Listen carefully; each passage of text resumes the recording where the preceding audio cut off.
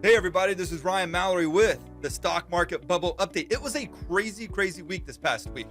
A lot of stuff did not make sense. It left a lot of traders feeling left out. You had the S&P 500 up 1.6%, but then on the other hand, you had the Russell down a whopping 2.8%.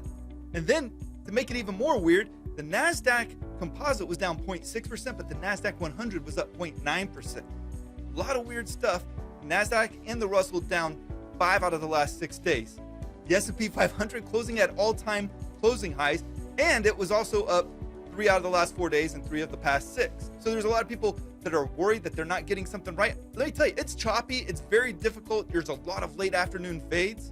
And then you have what nobody was expecting, a 60-point plus rally to close out the week in the final hour of trading, which saved also the Nasdaq composite from finishing down on the week. But we're going to get into all of the charts and more in this market bubble update. Now, we haven't seen any major sell-offs yet. We've seen some intraday sell-offs that have been a little bit gut-wrenching, but check out this T2108 chart. I love to reference it. It's available on TC2000. You have a series of lower lows and lower highs on this particular chart. And notice going all the way back to December, how it has actually got a negative or a declining trend line in place. Even more astounding, yesterday only 35% of the stocks were trading above their 40-day moving average. With the rally that we've seen over the last 2 days, it's gone from 35% all the way up to 55%. That is a major move. But overall, there's still a declining or a diminishing number of stocks that are participating in this rally. And that isn't just from the past couple of weeks. This goes back all the way to the beginning of December. Also, I've noticed how the Nasdaq has struggled a lot, but if you look at the SMH, the Semiconductors ETF, it's rallied 3 straight weeks. And you would think that NVIDIA and AMD would be the names that are really pushing it higher, but it's not. It's KLAC and LRCX and MU. Those are the names that are pushing it up. NVIDIA and AMD have been largely absent from any kind of a rally in the semis. The intraday swings have been very volatile. It's not uncommon to see 10% swings in the volatility index in both directions on the same day. It's very difficult to find an edge, regardless if you're short or whether you're long in the market. You're just hoping that at some point you're going to catch a rally like what we saw at the end of the day on Friday. And it's not tech and discretionary that's leading the market higher anymore. It's your industrials, it's your materials, it's your energy, staples, utilities. Those are the ones over the past 3 or 4 weeks that have been rallying inside of the market. Your traditional market leaders over the past year and for years really have not been leading the market higher. They're the ones that have been struggling or just been stagnant and sitting out the rally. My observation of the market is this, is that there's a lot of FOMO in the market right now. A lot of people afraid of missing out on another rally to the upside. They don't want to be a part of it. A lot of people missed out on the rally off of the March lows. They don't want to miss out on any additional rallies that may come thereafter. They actually may even be just getting back into the market for the first time. And so there's no real compelling reason for them to sell off right now because they are indeed afraid of missing out on any additional gains. But while the market isn't really dropping, and because people are willing to buy the dip, they're not really willing to propel the market or expand the price to radical new all-time highs. That's why it's having such a hard time with this 4,000 level on the S&P 500. There's not a lot of buyers that really want to buy into new all-time highs. Instead, when the market drops 2 or 3%, you have a rush of buyers that want to buy it all up. But once it gets close to the all-time highs, they're hands off. They don't want to touch it anymore. And before I get into my charts here with the S&P 500 and the rest of them, I want to tell you real quick about my YouTube membership channel. Make sure to check it out by clicking join below. What you get when you do this is you get all my market research that I provide each and every week to my members. I'm going to give you multiple updates on the market indices like the S&P 500, the Nasdaq 100, the Russell 2000. On top of that, I'm giving you all of the updates on the FANG stocks each week. Facebook, Amazon, Apple, Netflix, Google, Microsoft, and Tesla as 2 bonuses.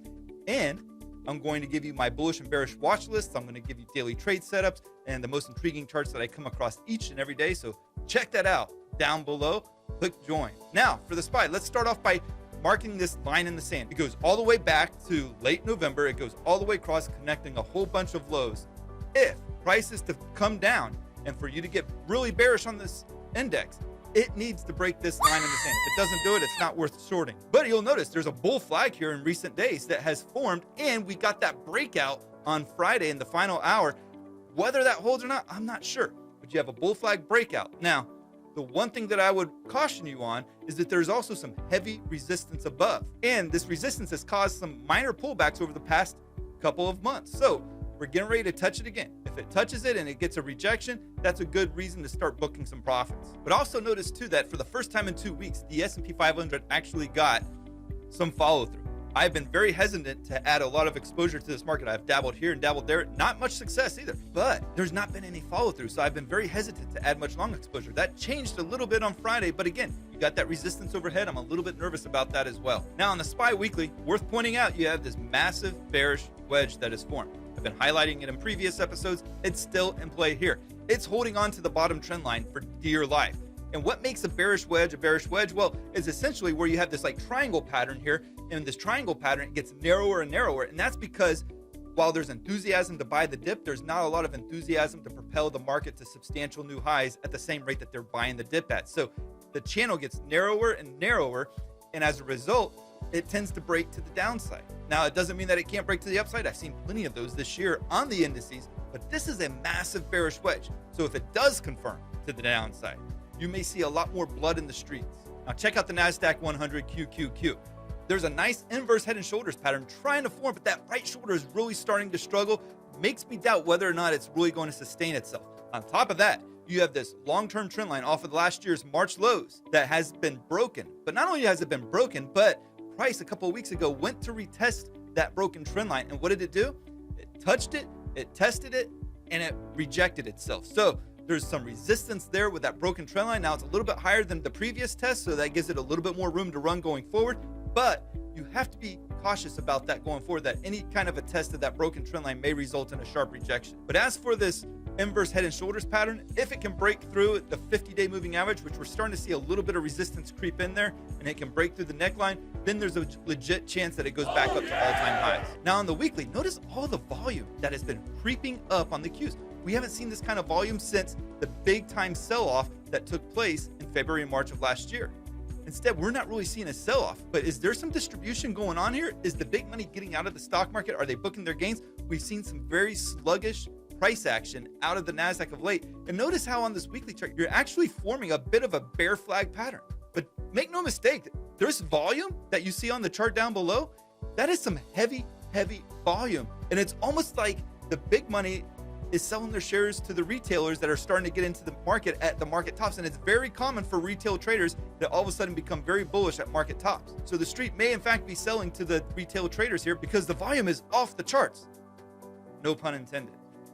Now, speaking of market tops, look at this box pattern that's going on here with the Russell 2000. This is IWM.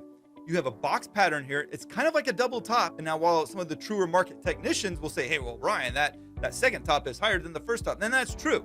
But nonetheless, it does form a very similar profile to the double top. You also have a clear line in the sand here. You have previous lows going back to late January.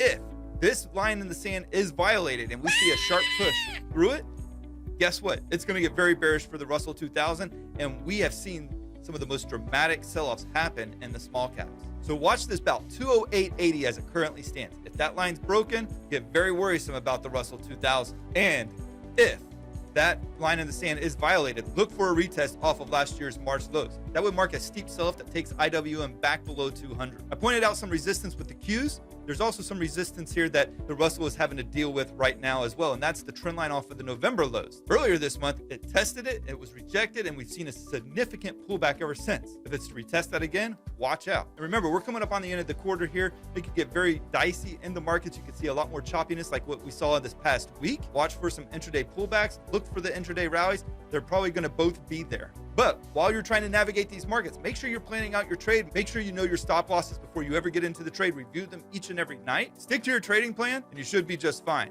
Now, if you enjoyed this video, I encourage you to like and subscribe down below. This helps me immensely to grow the channel, and it'll alert you anytime that I post a new video. So make sure you have that notification on as well.